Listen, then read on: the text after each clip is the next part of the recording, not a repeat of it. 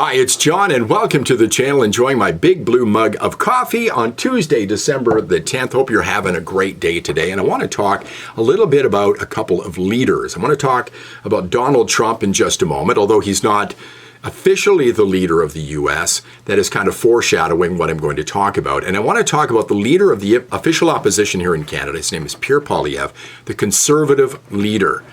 Huge story today. Poilievre is in deep, deep trouble. A story written up on the CBC website. I actually read it for you so you don't have to. I would caution you about going to the CBC website or ingest anything from the CBC. It will rot your brain, but I figure I can use it as a source because I pay for it to the tune of, I think it's $1.2 to $1.4 billion a year, and hopefully I don't have to pay for it for very much longer. But here is the article, and oh my God, hold on, it's a biggie.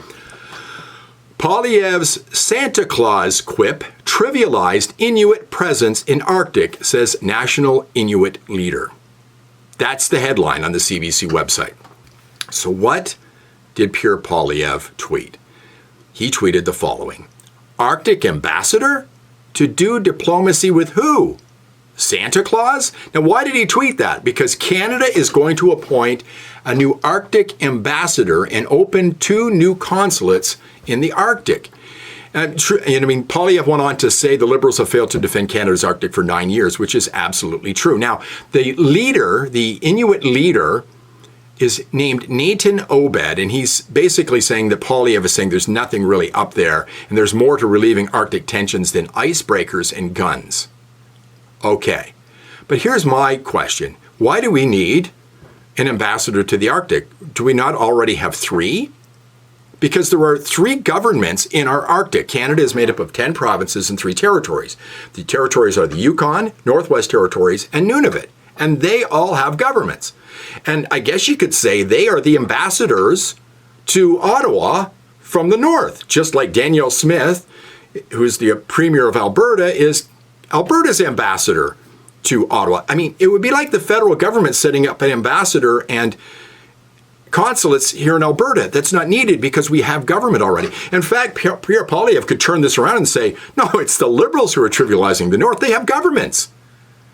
Are they delegitimizing the governments there? Why do we need Arctic ambassadors? And what's this going to cost? It's government. It's going to cost a fortune. There'll be hundreds of people working there. It's just crazy. But watch for this to be a big story. This went up at 2 a.m. this morning, December 10th. This is going to be a big story. And watch for the NDP and Liberals to make a big deal out of this. And Poilievre is really clever. He'll have plenty of comebacks on this one, but he's absolutely right. This is absolutely ridiculous. Government survived another non-confidence vote yesterday. Poilievre and the Conservatives, very smart, using the leader of the NDP party against him.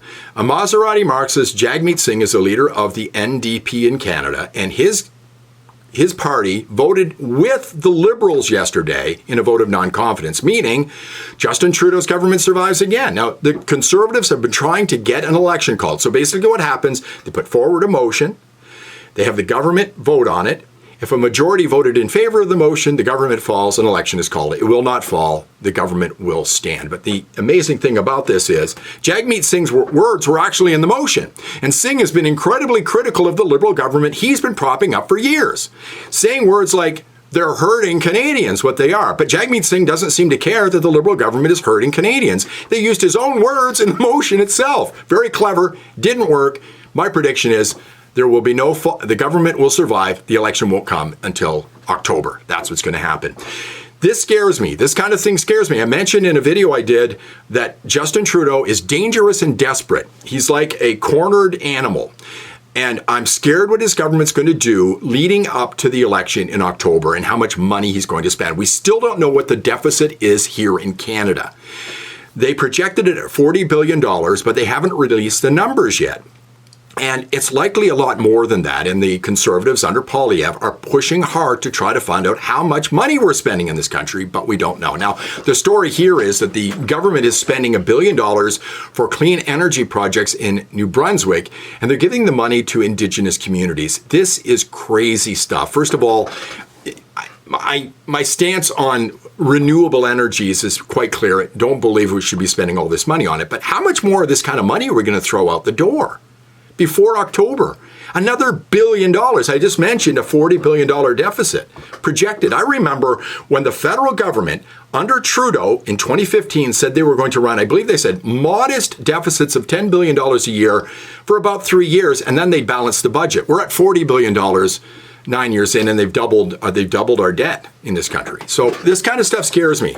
And you're going to see more of this. More projects are going to come like this. They're going to throw more money at groups across the country. This is an Indigenous group. And the other crazy thing about this is the government still can't give a lot of these people clean drinking water, and they're handing money out to put up windmills and solar panels. It's absolutely crazy. Now I want to get to Donald Trump just quickly here.